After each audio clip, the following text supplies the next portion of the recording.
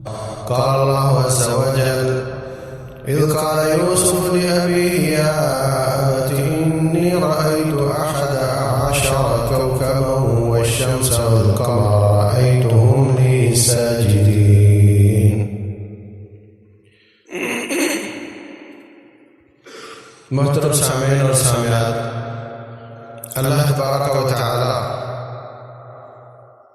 قرآن حکیم میں مختلف قسم کے قصے بیان فرماتے ہیں، اور وہ دل لگی کانوں کی لذت اور چسکے کے لیے نہیں ہوتے، بلکہ ان میں بہت زیادہ نصیحتیں اور عبرتیں اور تربیت کے پہلو ہوتے ہیں۔ اس سورہ یوسف کے شروع میں اللہ تبارک و تعالی نحن نقص علیک احسن القصص یہ فرماتے ہیں، ہم آپ پر بہترین قصے بیان کرتے ہیں۔ وَإِن كُنتَ مِن قَبْلِهِ لَمِنَ الْغَافِلِينَ، ہمارا قصہ بیان کرنا یہ عبرت کے لیے ہے، نصیحت کے لیے ہے، اور یہ بہترین قصے ہیں، اور ہمارے بیان کرنے سے پہلے آپ اس کو نہیں جانتے تھے، ہم نے بتایا ہے تو آپ جانتے ہیں۔ قرآن حکیم میں جا بجا وَيَسْأَلُونَكَ کا لفظ آتا ہے، آپ سے یہ پوچھتے ہیں آپ ان کو یہ جواب دیں، آپ سے یہ پوچھتے ہیں آپ ان کو یہ جواب دیں، اور یہ سارے قصے اور آئندہ ہونے والے کام قیامت کے بارے میں جو اللہ تبارک و تعالیٰ بیان کرتا ہے، یہ سب چیزیں غیب سے تعلق رکھتی ہیں۔ اور غیب کا معنی یہ ہوتا ہے کہ جو چیز اوجل ہو اور آپ کو معلوم ہو جائے۔ اللہ تبارک و تعالیٰ جو ہو چکا، جو ہوگا، ہر چیز کو جو آنکھوں سے اوجل ہے ہر چیز کو جانتا ہے، اور جو اللہ کے انبیاء ہیں اللہ تعالیٰ ان کو بتا دیتا ہے تو وہ بھی غیب جاننے لگ جاتے ہیں۔ اور پھر انبیاء کرام جو لوگوں سے متعلق چیزیں ہوتی ہیں وہ لوگوں میں بیان کرتے ہیں، جو ان کے نیکی برائی سے تعلق رکھتی ہیں، ان کے عقیدے اور عمل سے تعلق رکھتی ہیں، وہ اللہ بیان کرتا ہے۔ نبی صلی اللہ علیہ وسلم یا دوسرے انبیاء وہ اپنی امتوں میں بیان کرتے ہیں، ہر چیز بیان نہیں کرتے۔ رسول اللہ صلی اللہ علیہ وسلم فرماتے ہیں جو میں جانتا ہوں تم جان لو، تو تم ہنسنا بند کر دو، بہت کم ہنسو، روتے رہا کرو۔ اور فرمایا مجھے اللہ تبارک و تعالیٰ نے عرش کو اٹھانے والے فرشتوں کی ایک بات بیان کرنے کی اجازت دی ہے کہ اس کے کان کے نرم حصے سے لے کر کندھے تک کا فاصلہ 7 صدیوں کو چلتا رہتا ہے۔ تو مجھے اجازت دی ہے بیان کرنے کی، مطلب یہ کہ مجھے زیادہ چیزوں کا علم ہے مگر آپ کو بتانے کی اجازت نہیں، میں آپ کو اتنا بتاتا ہوں جتنی مجھے اجازت ہے۔ تو ان سب باتوں سے معلوم ہوا کہ اللہ کا علم اللہ کے لائق، اللہ کا علم اللہ کے لائق، اور انبیاء کا علم جو انبیاء کے لائق ہے، اور امت کا علم جو امت کے لائق۔ یہ جھگڑا ہے ہی نہیں سرے سے کہ نبی صلی اللہ علیہ وسلم علم غیب جانتے ہیں کہ نہیں جانتے۔ جب اللہ تبارک و تعالیٰ بتا دیتا ہے تو وہ جانتے ہیں، نہیں بتاتا تو نہیں جانتے۔ اللہ کے وہ کہتے ہیں عطائی ہے، عطائی ہے۔ اگر نبی صلی اللہ علیہ وسلم کے پاس علم غیب عطائی ہے تو انہوں نے ہمیں بتایا تو ہمارے پاس بھی عطائی ہو گیا۔ جو شریعت کا علم انہوں نے ہمیں بتایا ہمارے پاس بھی غیب عطائی ہو گیا۔ ہم بھی جانتے ہیں قیامت آئے گی، ہم بھی جانتے ہیں قبر میں حساب کتاب ہوگا، یہ سب غیب کی باتیں ہیں۔ تو اگر کوئی یہ سمجھے کہ نبی اور رب کا علم برابر ہے تو اللہ کی علم علام علیم خبیر لطیف اس صفت میں شرک کر رہا ہے۔ اور اگر وہ کہے کہ نہیں اللہ نے اپنے نبی علیہ السلام کو جو غیب دیا ان کے پاس ہے، ان میں سے جتنا ہمیں انہوں نے بتا دیا ہمارے پاس ہے، ان کے لائق، اللہ کا اللہ کے لائق، تو یہ بالکل صحیح نظریہ ہے۔ اللہ تبارک و تعالیٰ کس سے بیان کرتا ہے؟ بعض لوگوں نے پوچھا کہ بنی اسرائیلی حضرت ابراہیم علیہ السلام کا وطن تو شام تھا، پھر ان کا بیٹا اسحاق، پھر ان کا بیٹا یعقوب، تو یہ بنی اسرائیل مصر میں کیسے آ گئے؟ بعض کہتے ہیں اس کا جواب نازل ہوا، کوئی پکی بات نہیں۔ تو اللہ تبارک و تعالیٰ نے سورہ یوسف نازل کی۔ یوسف علیہ السلام ابراہیم علیہ السلام کے پڑپوتے ہیں، ان کے بارے میں رسول اللہ صلی اللہ علیہ وسلم فرماتے ہیں کہ الکریم ابن الکریم ابن الکریم ابن الکریم، عزت والے کا بیٹا، عزت والے کا بیٹا، عزت والے کا بیٹا، عزت والا۔ یوسف علیہ السلام، یعقوب علیہ السلام، اسحاق اور ابراہیم علیہ السلام سارے اللہ کے نزدیک بہت عزت والے ہیں، بہت اعلیٰ نسل ہے۔ اللہ تبارک و تعالیٰ نے ان کو 11 بیٹے دیے، ایک بیوی سے، پھر دوسری بیوی سے حضرت یوسف علیہ السلام، پھر ان کا بھائی جس کا نام اکثر لوگوں نے بنیامین لکھا ہے، اور شاید اور بھی ہو۔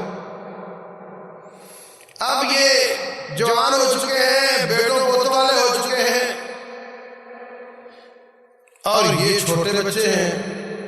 چھوٹے بچے ہونے کی کیا دلیل ہے؟ کہا کہ ہم بھائی کو لے جائیں گے، بولے مجھے خطرہ ہے کہ اس کو بھیڑیا کھا جائے گا۔ جوان کڑیل ہو تو اس کے بارے میں ایسا خطرہ نہیں ہوتا۔ پھر آ کر کہتے ہیں ہم اس کو سامان کے بعد چھوڑ کر خود دوڑ لانے چلے گئے تھے۔ اگر یہ بھی جوان ہوتے یہ بھی دوڑ لانے چلے جاتے۔ تو ثابت ہوتا ہے چھوٹی عمر تھی، 5-7 سال کی عمر تھی۔ خواب آیا کہ میں نے دیکھا کہ 11 ستارے اور چاند اور سورج مجھے سجدہ کر رہے ہیں۔ 11 بھائی تھے، والدین سورج اور چاند مجھے سجدہ کر رہے ہیں۔ والد صاحب کہنے لگے کہ یہ بات کسی کو نہ بتانا۔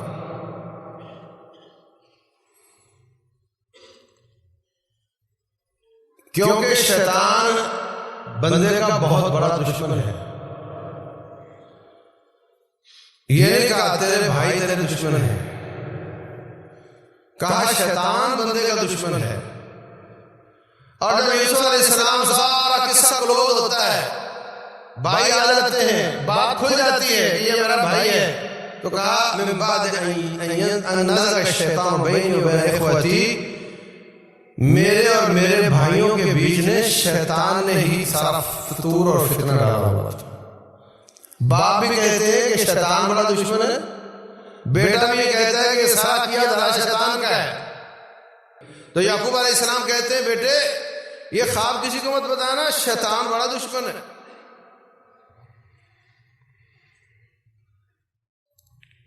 کذالک یجتبیک ربک، بیٹے تیرا رب تجھے پسند کر چکا ہے، چن چکا ہے۔ وَلِيُعَلِّمُكَ مِن تَعْوِيلِ الْحَدِيثِ، اللہ تجھے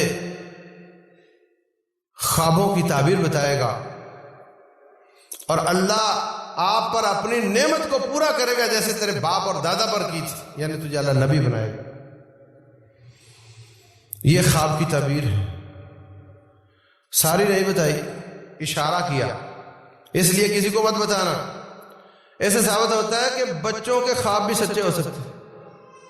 بچے تھے نا، ہم سمجھتے ہیں بچوں کا کیا ہوتا ہے، اور یہ بھی ثابت ہوتا ہے کہ اگر یہ 5-7 سال کے ہوئے تو کب جا کر تعبیر پوری ہوئی؟ کوئی کہتا ہے 17 سال، کوئی کہتا ہے 20 سال، کوئی کہتا ہے 40 سال، کوئی کہتا ہے 60 سال کے بعد جا کر تعبیر پوری ہوئی۔ تو تعبیر لیٹ بھی ہو سکتی۔ رسول اللہ صلی اللہ علیہ وسلم فرماتے ہیں نبوت کا دروازہ تو بند ہو گیا، اب غیب کی خبریں بتانے کا ایک ہی ذریعہ رہ گیا ہے، سچے خواب۔ فرمایا سچا خواب نبوت کے 46ویں حصے میں سے ایک حصہ ہے۔ آئندہ کی خبر اللہ بتا دیتا ہے ایسا ہوگا. اور فرمایا جو دن بھر سچ بولتا ہو اس کی خواب بھی سچی ہوتی. اصدقہم حدیثا اصدقہم رؤیا، جو اس کی خواب سچی، جس کی بات سچی، اس کی خواب بھی سچی ہوتی ہے. اور جو جھوٹی خواب بتائے گا، خود بنا کر بتائے گا، رسول اللہ صلی اللہ علیہ وسلم فرماتے ہیں قیامت والے دن اس کو کہا جائے گا 2 جو کے دانے لو اور 2 جو کے دانوں کو آپس میں گرا لگاؤ. وہ نہیں لگا سکے گا تو اس کو عذاب ہوگا. خواب جھوٹی بیان نہیں کرنی چاہیے. خواب 3 طرح کی ہوتی ہے، ایک رحمان کی طرف سے، ایک شیطان کی طرف سے، اور ایک انسان کی طرف سے.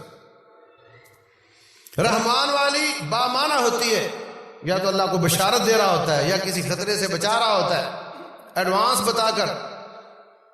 شیطان جتنی خوابیں ہوں، میں بھاگ رہا تھا، بھاگا نہیں جا رہا تھا، ساتھ پھول رہا تھا، میں مارنا چاہ رہا تھا، میرے سے مارا نہیں جا رہا تھا، پریشان کن، اٹھے تو انسان کا جسم تھکا ہوا، یہ شیطان کی طرف سے ہوتی ہے، ان کی کوئی تعبیر نہیں ہوتی. اور تیسری خواب ہوتی ہے، اللہ فرماتے ہیں انما ذالکم الشیطان یخوف اولیاءہ، شیطان اپنے دوستوں کو ڈراتا ہے. فلا تخافوہم، تم نہ ڈرا کرو، وخافونی، تم مجھ سے ڈرا کرو، ان کنتم مؤمنین. تو شیطان کے ڈرانے کی ایک شکل یہ بھی ہے، وہ ڈرونے خواب لے کر آتا ہے. فرمایا اگر اس طرح کا خواب آئے 3 دفعہ اعوذ باللہ پڑھ کر الٹے ہاتھ کی طرف سینے پر تھتکارو، اپنا پہلو تبدیل کرو، اللہ تعالیٰ سے اس خواب کی شر سے پناہ مانگو اور کسی کو نہ بتاؤ، اللہ اس کی شر سے آپ کو محفوظ رکھے. تیسرا خواب ہوتا ہے انسان کی طرف سے، جو سارا دن دیکھا وہی خواب میں آ گیا، سارا دن دکان چلاتا رہا، دکان خواب میں بھی دکان ہی چلا رہا. تو اس طرح کے خواب کی تعبیر نہ پوچھنی چاہیے، نہ اس کا کوئی مطلب ہوتا ہے. مثلا نوجوان ہے تو اس کو خواب آ جائے جی میں نے شادی میری ہو رہی، تو اور تمہیں کیا خواب آئیں گے بھائی؟ بھوکے کو اگر روٹی کھانے کی خواب آ جائے تو اس میں کیا تعبیر ہو سکتی؟ بھوکا جو ہے تو روٹی کے خواب نہیں آئیں گے تو اور کیا آئیں گے؟ تو جو انسان سوچتا ہو، جو سارا دن دیکھتا ہو، اسی طرح کا خواب آ جائے تو یہ اس کی کوئی تعبیر نہیں ہوتی. تو فرمایا اللہ تجھے خوابوں کی تعبیر بیان بتائے گا. ثابت ہوا خوابوں کی تعبیر بھی نبوت کا جز ہے. اور خوابوں کی تعبیر 2 طرح سے ہوتی ہے، ایک وہبی اور ایک کسبی. وہبی کا معنی اللہ تعالیٰ عطا کر دے کسی کو، یہ علم عطا کر دے، یہ بہت عظیم علم ہے، اور وہ تعبیر بھی پرفیکٹ ہوتی ہے، جیسے کہا جائے ویسا ہی ہوتا ہے. اور دوسرا کسبی ہوتا ہے کہ طب کا علم تھوڑا بہت جانتا ہو، دین کا علم جانتا ہو، جغرافیہ، فزکس، کیمسٹری اور اس طرح کی چیزیں دنیاوی حساب سے، اور علم الحساب اور عربی زبان جانتا ہو، تو وہ کچھ اندازہ لگا کر اس کا جواب دے. تو یہ کسبی تعبیر کا علم ہے، اور یہ پرفیکٹ نہیں ہوتا. جو بتایا جائے ضروری نہیں کہ ویسے ہی ہوگا، اکثر اوقات ٹھیک بھی نکل آتا ہے اور کبھی وہ تعبیریں درست نہیں بھی ہوتی. لیکن بھائیوں کو پتہ نہیں بھنک پڑ گئی، کیا ہوا؟ کہنے لگے کہ باپ یوسف سے زیادہ پیار کرتے ہیں، حالانکہ وہ ان کے کسی کام کا نہیں، اور ہم کڑیل جوان ان کا بازو دست و بازو بن سکتے ہیں اور بنتے ہیں، اور ہمارے ساتھ پیار ہی نہیں ہے. یہ حسد ہے. ثابت ہوا شیطان جہاں مال زیادہ ہو وہاں چور بھی زیادہ آتے ہیں. ہاں، جہاں مال زیادہ ہو وہاں چور بھی زیادہ آتے ہیں. نبیوں کے گھر پہ ہاتھ پھیرا اس نے، نبی، ان کی اولاد، ان کو اس طرف لے کر آنا، تو کوئی بھی محفوظ نہیں ہے، کوئی بھی محفوظ نہیں ہے. کوئی نہ سمجھے کہ شیطان اب مجھے بہکا نہیں سکتا، کوئی بھی امن بے خوف نہ ہو، امن میں نہ آئے. شیطان ہر لیول پر لوگوں کو بہکا سکتا ہے. وَالْعَاصِمُ مَنْ عَصَمَهُ اللَّهُ، بچے گا وہ جس کو اللہ بچائے. تو عزیز بھائیوں، کہنے لگے ان سے محبت زیادہ ہے، ہم سے محبت کم ہے۔ ہمیں بھی اپنی اولاد میں انصاف کرنا چاہیے، اولاد میں انصاف کرنا چاہیے، اولاد سے پیار کرنے میں بھی انصاف کرنا چاہیے۔ مجھے بڑے لوگوں کے فون آتے ہیں کہ باپ جو ہے وہ بچیوں سے پیار نہیں کرتا، بچوں سے کرتا ہے۔ یہ بہت تکلیف دہ بات۔ رسول اللہ صلی اللہ علیہ وسلم کے پاس نعمان بن بشیر رضی اللہ عنہ کے والد آئے، کہنے لگے جی، وہ بھی دوسری بیوی کا بیٹا تھا نعمان، کہا کہ میں اس بیٹے کو ایک غلام دینا چاہتا ہوں۔ میری بیوی کہتی ہے آپ کو بتاؤں؟ آپ نے فرمایا اکل اولاد کا اعطیتہ، ساری اولاد کو دیا ہے؟ کہنے لگے نہیں۔ تو فرمایا پھر میں ظلم پر گواہ نہیں بنتا۔ جو شخص زندگی میں جائیداد تقسیم کرنا چاہتا ہے بڑی خوشی سے کرے، لیکن بچوں میں انصاف کرے۔ بیویاں زیادہ ہیں تو ان میں بھی انصاف کرے۔ اور کوئی قاعدہ نہیں، آپ آدھی تقسیم کر دو، آدھی رکھ لو، 90% تقسیم کر دو، 10% رکھ لو، ساری کی ساری کر دو، آپ کی مرضی ہے، لیکن انصاف کرو۔ بعض لوگ بڑے بیٹے کو اپنے ساتھ دکان پر کھڑا کر لیتے ہیں اور دونوں محنت کر کے چھوٹوں کو پڑھاتے ہیں، وہ بعد میں 3-3 لاکھ کی نوکری پہ بیٹھ جاتے ہیں، اور یہ بیچارہ دکاندار کا دکاندار، جبکہ اس کی سب سے زیادہ محنت ہوتی ہے۔ باقاعدہ لکھ کر جاؤ، فلاں تاریخ کو یہ بچہ میرے ساتھ شامل ہوا تھا، جب شامل ہوا تھا تو میری دکان کی ورتھ اتنی تھی، اس کے بعد جو کچھ ملا ہے وہ دونوں کی محنت ہے، اس کا اندازہ لگا کر اس کو اس کا حق پہلے دیا جائے، اس کے بعد اس کی جائیداد کو تقسیم کیا جائے۔ بعض لوگ گودی لے لیتے ہیں بیٹے کو، کسی کا بچہ لے لیا، اس کو اپنے نام پر لکھوا لیا، اب اس کو اس کی وراثت کا حقدار بنا دیا جاتا ہے کیونکہ اس کے نام پر لکھا ہوا ہے، جبکہ وہ ان کا وارث نہیں ہے۔ قیامت والے دن پکڑا جائے گا۔ ان کو ان کے باپ کے نام پر رہنے دو تاکہ وراثت کا مسئلہ حل ہو۔ تو اولادوں میں انصاف کرو۔ اور یہ بھی ثابت ہوتا ہے کہ متعدد بیویاں ہوں تو اس طرح کے مسائل کھڑے بڑے بڑے گھرانوں میں ہو سکتے ہیں، پریشانی کی بات نہیں۔ اگر کسی نے یہ تجربہ کیا ہو، اس کو ایسے مسائل ہوں، تو یہ نئی بات نہیں، بڑے بڑے گھروں میں آ جاتا ہے۔ اب یہ نبیوں کا گھرانہ ہے، دوسری بیوی کا بچہ ہے، اتنے روکھے الفاظ بولتے ہیں ان کے بھائی، ان یسرق فقد سرق اخ له من قبل۔ بنیامین جس کو کہا جاتا ہے، اس نے اگر چوری کی ہے نا تو اس کے بھائی نے بھی چوری کی تھی، اس کے بھائی نے، یہ نہیں کہا ہمارے بھائی نے۔ اور جب یوسف علیہ السلام نے فرمایا آئندہ آؤ تو اپنے بھائی جو باپ کی طرف سے بھائی ہے اس کو لے کر آنا، کہنے لگے ہم اس کے باپ کو ورگلا لیں گے اور اس کو لے آئیں گے۔ یہ نہیں کہا اپنے باپ کو ورگلا لیں گے، اس کے باپ کو ورگلا لیں گے۔ اتنے روکھے الفاظ بولے۔ تو عزیز بھائیوں، یہ حسد شیطان پیدا کرتا ہے، اس کی وجہ سے انسان جلتے رہتے ہیں، جلتے رہتے ہیں، کڑتے رہتے ہیں، نمازیں خراب، نیند حرام، جتنا چاہو کھا لو کوئی فائدہ نہیں ہوتا، انسان کڑتا جلتا رہتا ہے۔ اس حسد کو پھینک دیا کرو، اس کو نکال کر۔ رسول اللہ صلی اللہ علیہ وسلم فرماتے لوگ حساب کتاب ان کا قیامت والے دن ہو جائے گا، جنتیوں کے ہاتھ میں، سیدھے ہاتھ میں اعمال نامہ دے دیا جائے گا، ان کو پل صراط سے گزرنے کی توفیق مل جائے گی، آگے جنت کا دروازہ کھلا نظر آ جائے گا، اس کی خوشبو بھی آ جائے گی، لیکن دروازے سے پہلے ایک چیک پوسٹ ہوگی کنترا نام کی، فرمایا وہاں پر لوگوں کے سینے سکین ہوں گے، ان کے دل چیک ہوں گے، جس کے دل میں مسلمان کے لیے حسد، کینہ، بغض، عناد، دشمنی، یہ چیزیں ہوں گی، ان کو سائڈ پر کر لیا جائے گا کہ تم جنت میں نہیں جا سکتے۔ کیونکہ حسد بغض کینہ بیماریاں جنت میں نہیں جا سکتی. وَنَزَعْنَا مَا فِي صُدُورِهِم مِّن غِلٍّ إِخْوَانًا عَلَىٰ سُرُرٍ مُتَقَابِلِينَ حَتَّىٰ إِذَا هُتِبُوا وَنُكُّوا پھر وہاں بیٹھ کر معافیاں تلافیاں کریں گے، سینے صاف کریں گے. جس کا ٹیسٹ کلیئر آئے گا اس کو جنت میں داخلہ ملے گا، باقیوں کو نہیں ملے گا. تو بھائیوں پھر اتنی دیر پال کر رکھنے کا فائدہ کیا ہوا؟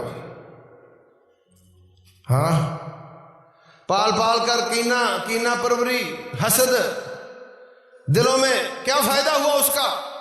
جب آخر کار اس کو نکالنا ہی پڑا تو کیا فائدہ ہوا؟ ساری زندگی برباد کر لی. چغلیاں، غیبتیں، برائیاں حسد کی وجہ سے. حسد کا معنی ہوتا ہے کہ میری نعمت میرے پاس رہے اور اس کی ختم ہو جائے.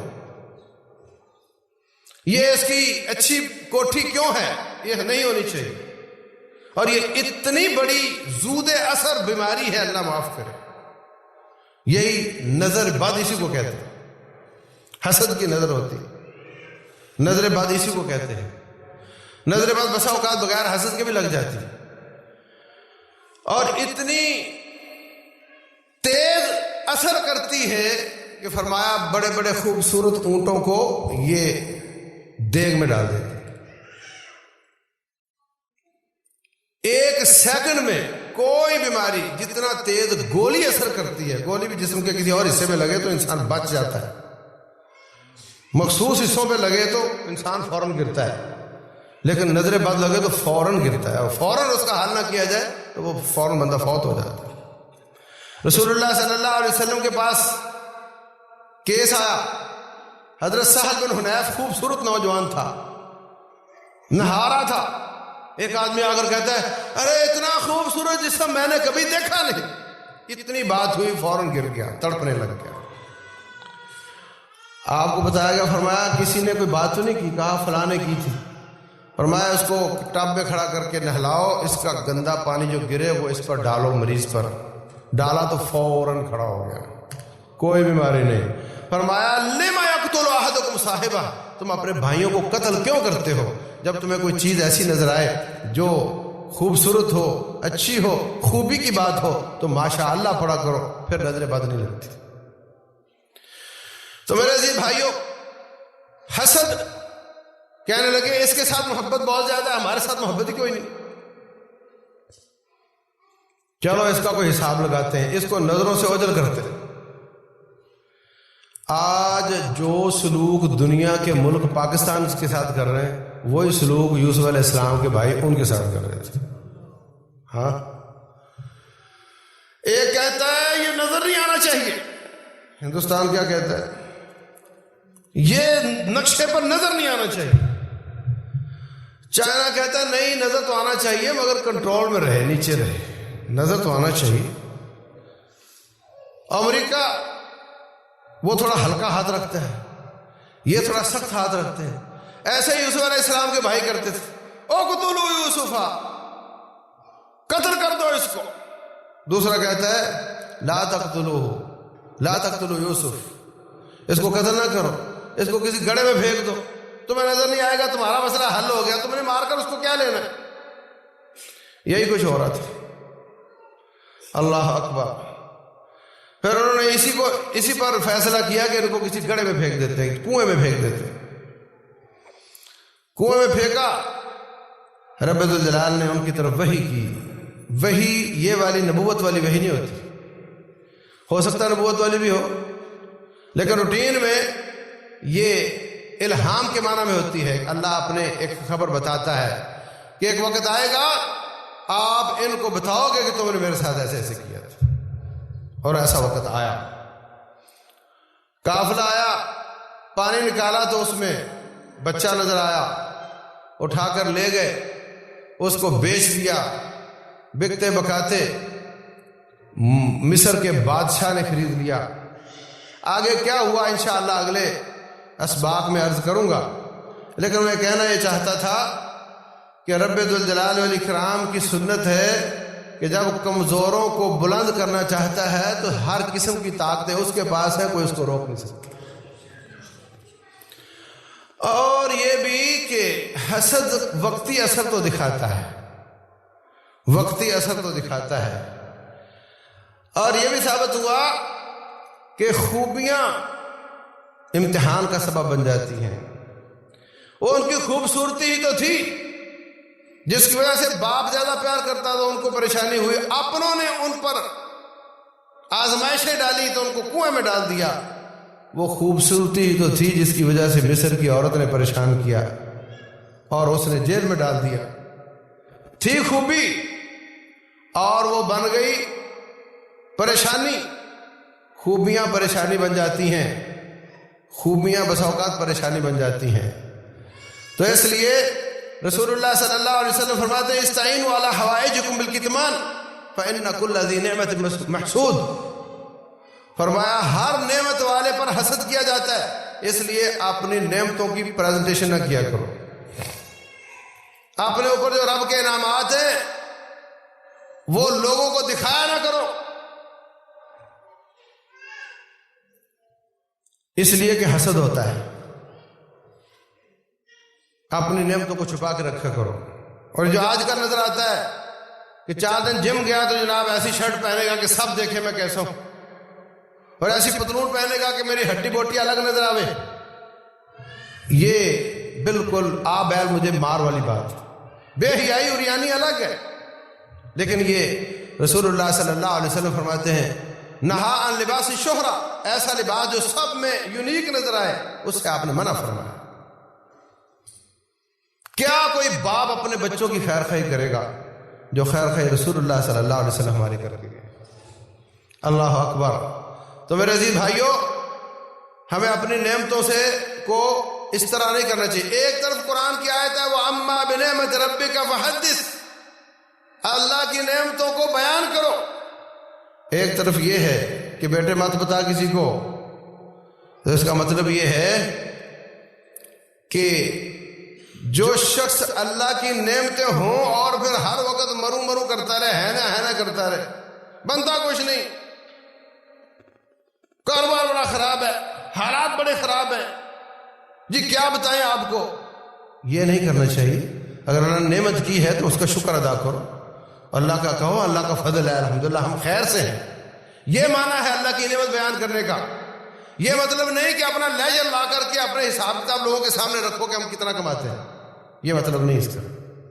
تو چیزیں چھپانی چاہیے تاکہ حسد نہ ہو، نظر نہ لگے، اور اللہ کا فضل بیان کرنے کا معنی یہ کہ کہیں ناشکری کے کلمات زبان سے نہ نکلیں۔ اللہ تبارک و تعالی سمجھنے کی توفیق دے۔ واللہ اعلم وصلی اللہ وسلم وبارک علی نبینا۔